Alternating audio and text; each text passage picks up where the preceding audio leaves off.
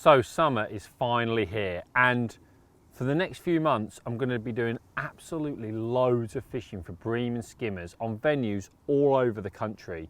Now, as we've talked about a lot of times before, fish meal ground baits dominate, especially in the summer, even on all your natural venues, your commercial venues as well. But here I'm at Southfield today, but Tamar, Gloucester Canal, Staunton Harold Reservoir, Bow Beach, Ferry Meadows, all these sorts of places where you can go feeder fishing, Carmill Dam, where I'm going this weekend.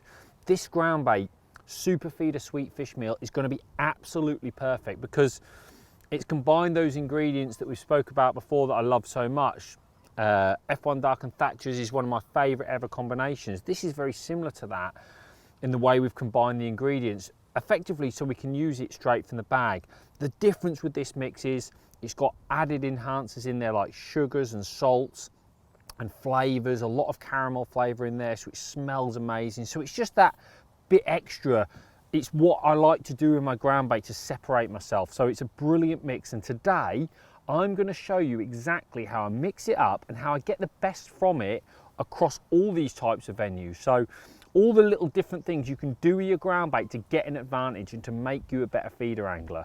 So I'm going to start by mixing the ground bait up. So what I like to do, I would say for a typical feeder session, I'm probably looking at about half a bag. Okay, so just going to empty half a bag into the bucket here. I always like to take the rest of the ground bait with me because sometimes I might get it wrong. Sometimes I love adding a little bit of dry, something I'm going to touch on down on the bank, but that dry ground bait just sometimes adds a little snap, crackle and pop, you know, just a little bit of activity into your peg. So I always take the remainder of the bag with me. Now, when you're mixing the ground bait up originally, it's got bits of obviously broken pellet in there, and we need to make sure those bits have got the water, but it's crucial that you don't over wet it and get it to a point where it's all saturated, because you don't want to ruin your ground bait. You need versatility. You need a ground bait that if you want to add worms to your ground bait, if you want to add, you know, some sweet corn, or you want to add some maggots, or whatever you want to add to your ground bait, some casters that you've kept in the water, you don't want to ruin your mix. So it's important that all these particles get a chance to get some water and break down, like the sugars and salts I've spoken about. I need them to make sure they're fully broken down. I need the pellet to be soft all the way through, but I can't overdo it. So instead of like pouring in loads of water like I would do if I was fishing on a pole, I'm just going to pour a little bit of water in here now and give it almost like a first mix. So I'm not gonna, just gonna go round and get it so it's, you can see there it's damp, but it's not overly claggy. If I left that any length of time at all here, it's going to be absolutely and utterly bone dry. So I don't want my mix to be bone dry, but I need this initial stage to have enough water. And if I look really closely at the ground bait, I can see all those different particles in it. I can see all those broken bits of pellets and salts and sugars and all those things. I can actually physically see them. So I need to get to a point where I almost can't see them anymore. So I'm just going to put a little bit more in with my hand, give it a little bit more water there. So now I would say it's almost like a damp ground bait, how I would use it in its dampest form. That's how I like to mix it up in its original condition.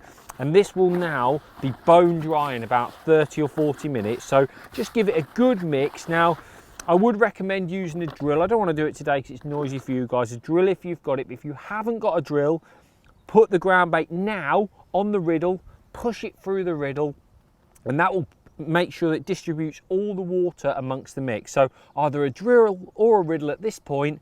We'll leave it now for 30 or 40 minutes, come back to it and take a look.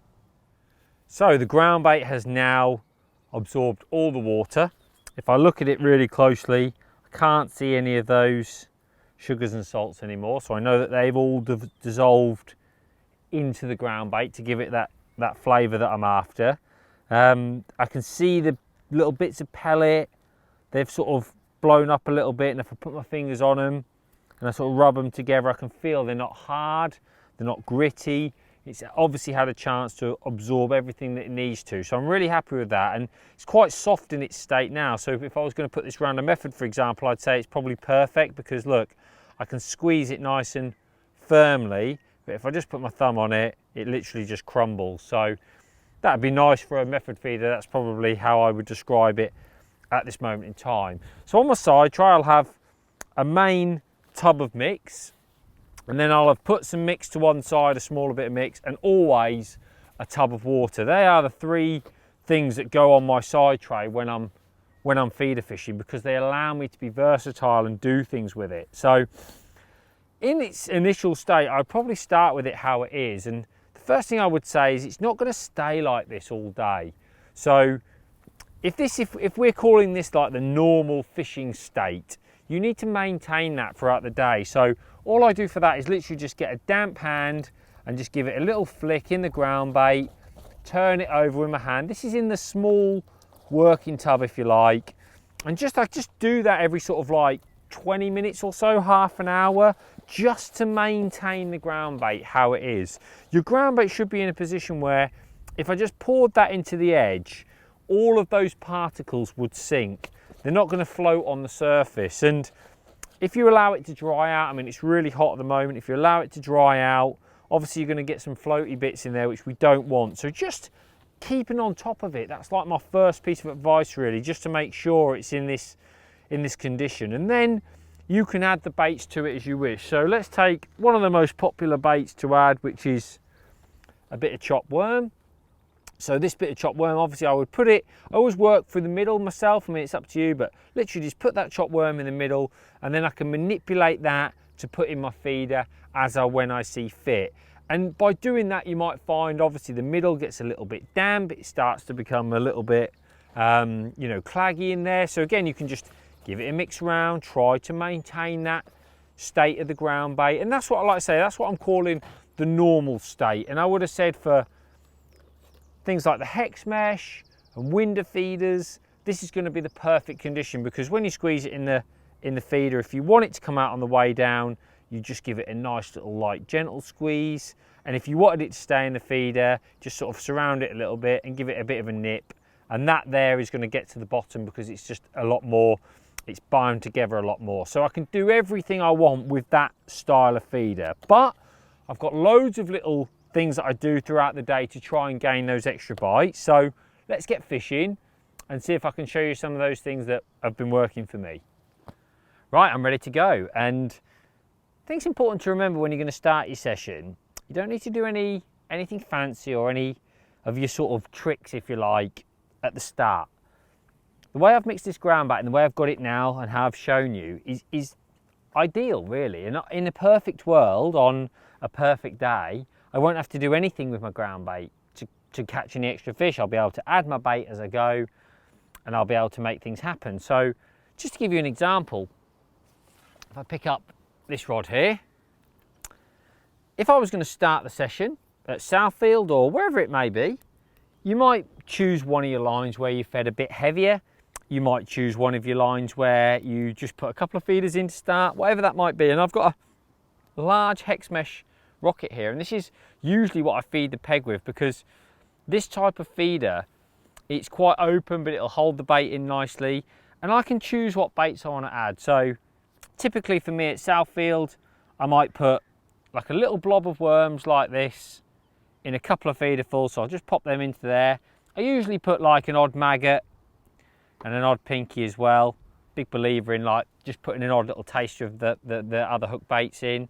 And then I get that feeder and just lightly load it. So you can see there, look, I've barely squeezed it in. The bait is there, it's showing nicely in the feeder. And I can cast this out into the peg, and as it hits the water, it's almost going to create a nice cloud. We know that that mix all sinks, so I'll just put one of these on the short line here. And as it hits the water, I can almost see it coming out. I can see the ground bait coming out, and it spreads that bait out. And that's just, like I say, the ground bait how it is. Now, the difference would be if I was then going to start fishing on this line, I don't usually like to pack my ground bait as loose. I always feel like I wanted everything a little bit more compact, and I want to draw the fish down to where I actually want to fish. So just put a couple of worms on here. Not going to waste a cast, am I? So I mean, I'm at Southfield today. Red worms are a great bait, so I'm just going to put a couple of red worms on. And then when I load the feeder to fish, I might get my little bit of worm that I want to feed, whatever it is that you want to feed. So let's just say, similar to the start, a little piece of worm like that, and then just that little flick of pinky and a flick of red maggot. I'm not really worried, they're just sort of in the ground bait, as long as I think there's one getting in. And when I load it this time, I'm going to scoop in the ground bait, and of course, because it's nice and damp, I'll put my hand around it, give it a little squeeze, mould it in, so I now know that this cast, that ground bait is going to go in, and it goes in a lot harder. It almost makes like a hard noise when it goes in. It doesn't make that sort of splashy noise the same. Very much a solid type of plop. And that's because I want everything to go down to the bottom where I'm actually fishing. Now, of course, if only fishing was as easy to just chuck it in like that and you'd be, you know, be fishing, it'd be great. But obviously, the more we go feeder fishing, we realise that you can do different things to get different things out of it. So usually what I would give it is an hour. I give my day an hour where I'm using this ground bait like that. I probably use the cage feeder as well, just because it's quite open, delivers quite a bit of bait. I might have put a window on, but this ground bait again is perfect for a window. Let me just show you the load of the window. So the same sort of thing. Let's just do it with a few of these pinkies because they're quite visible. Put the bait in, scoop the bait into the window feeder, and then literally I'm just, as it's like that, I'm just gently pressing this in. Because I've got the ground bait the perfect consistency, that's effectively just going to melt off once it gets to the bottom. It's not going to come off on the way down because I've pressed it quite firmly. It's going to hit the bottom, that ground bait is going to melt away, and as I retrieve, it's going to leave the bait in the peg. So you can imagine it's a different form of presentation to the cage feeder, because the cage feeder almost like expands on the bottom. The ground bait, even though I've nipped it in hard, it'll all open up in and around the feeder, and I'll sort of almost have this big blob of bait. Whereas here, it won't even come out of the feeder. This just front bit will melt off until I'm ready to catch a fish, and then it'll wind in and it'll leave the bait there. So that's why you get that different sort of effect. But of course, then you need to be able to do things to draw fish into your peg. And there's two primary ways in which I do that. And it depends on the depth. So at Southfield, it's very shallow. Gloucester Canal, for example, very deep, 15 foot deep, you know, in places. So what I don't want to do is I don't want a situation where my bait is drifting away from where I'm fishing. I need something that's a little bit, that's going to draw the fish in, but at different sort of levels. So here at Southfield, where it's shallow, one of my favourite things to do is get a handful of ground bait, and I take it from this tub. I don't do it in my working tub, and I always do this in a small bait tub. Because what I don't want to do is I don't want loads of mix in this tub, all sort of ruined, if you like. And what I also don't want to do is, I don't want to do this with the idea of it's going to last me all day. This is literally 1 or 2 chucks worth of ground bait at a time. So I would take my ground bait and just take a handful, which is probably going to give me a couple of chucks. Got a little fish hanging on there at the end, and just wind him in. So nice little start. There's obviously a few bites in the area by looks of things. Look, what's that? A little hybrid or a roach or something? A little hybrid. Perfect. Pop him back. Just going to hook that up so I don't get distracted by that, but I can actually show you this cast now, what I mean by this, what I'm about to do. So take the ground bait there like that, and you want to control the water. So just use a pot or something like this, and then literally just pour the water in, because you're going to almost over wet this ground bait, right? So let's get some in, and what we're trying to do is we're trying to get this to almost like a sloppy consistency. All right, now it's hard to judge on the first time. Now what tends to happen is when you first put the water in, you go, oh no, it's too sloppy, I will never get that in a feeder. But over the next sort of 2 or 3 minutes, and it doesn't take long at all, I can already feel it. Look, this has gone from a slop to almost like a paste, okay? And what that does is as it hits the water, as this hits the water, it almost like disperses immediately, and it creates this like milky cloud and smell and scent in the water without really attracting too much feed. Now, again, if I did this on the Gloucester Canal, for example, like I was talking about, that'd just be lost in the upper layers, good for nothing. But here at Southfield, where it's nice and shallow, maybe I haven't had any bites for a while, I think, oh, what's happening with these fish? I can load this window feeder by almost like just scooping a bit of it in, and if I press it here for you, on the camera, you'll see it start to come out of the sides, right? And you can see that's really nice and soft. So when I chuck this in to the peg, stick or something there, right, when I chuck this into the peg, it's literally going to make a cloud on the surface, and I can hear it. It's all out of the feeder almost straight away. So it's left this like nice milky cloud, and I've only done enough there for 2 or 3 chucks at a time, because what tends to happen, it can go a bit stodgy, and I don't want to just do it en masse and create a big stodgy mass. Now, so you might think to yourself, okay, that's great, Lee. What am I going to do when it's a little bit deeper then? What am I going to do to attract some fish? And there's all sorts of different things you can do. So, for example, if your mix is sinking in the first place, this is starting to stodge up a little bit now. So it would probably take the initial impact a little bit better. I don't tend to use it like this. I don't tend to use it once it goes to a paste, because if I was to put this, I'd need to touch a little bit more water in it, you see, to get it right. If I was to put this in there now like that, that would actually go down most of the way before it started coming out. So if you were to do that on, say, a deeper venue, there, as it goes down, and it would eventually just give in and start to break up. But it's quite dense that. If I chuck this in a tub, it will take a good like 3 or 4 minutes to dissolve, because what you've got to remember now, the ground bait's already got the water. It doesn't want any more water. It's effectively in a position where it says, well, I'm fine, thanks, Lee. I don't need any more water. So you know, if I left it in this tub, for example, for ages, it would just sit there and not break down. So you've got to really think about how you might like to introduce the bait. So I also mentioned that I always carry a bit of the dry, and what I tend to do is put a bit of it in a bait tub. All right, so just get a little bit of the dry ground bait in a bait tub, and again, I can use this as an attractor. So if I was to chuck back out in the peg, just put a couple of maggots on a deeper venue where I almost like want the fish to be on the bottom, but I want something that's attractive, I can almost do the reverse of what I've just done by using the dry ground bait. So I could get this sort of stodgy mix, if you like, but let's just throw that away for the time being. And what I would do is I would get some of the normal mix like this, which is nice and damp, and I would just make sure it's damp. I would put a little extra bit of water in, make sure it's really nice and damp so all these particles sink and hold stuff in. But a great way of drawing fish in can be to get your dry ground bait and nip a pinch and just literally put it on there. Now this super feeder has got loads of flavours in, like we said, salts and sugars and dry crunchy pellets, and almost like just scoop that dry ground bait into the feeder. Now I've got a nice heavy ground bait. I've not scooped it in too hard.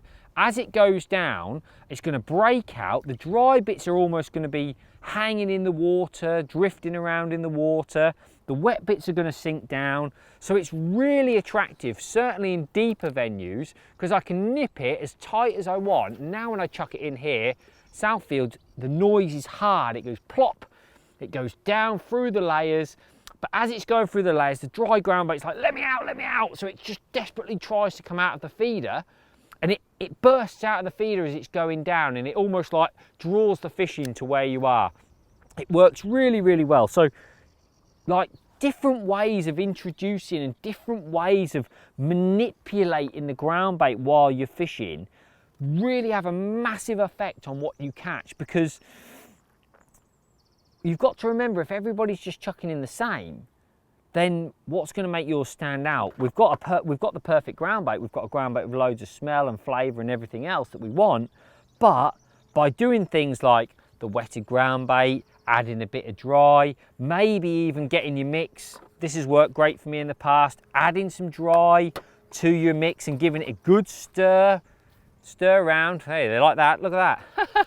That's where I've chucked that sloppy one and that dry one straight in, and a bite straight away on 2 maggots.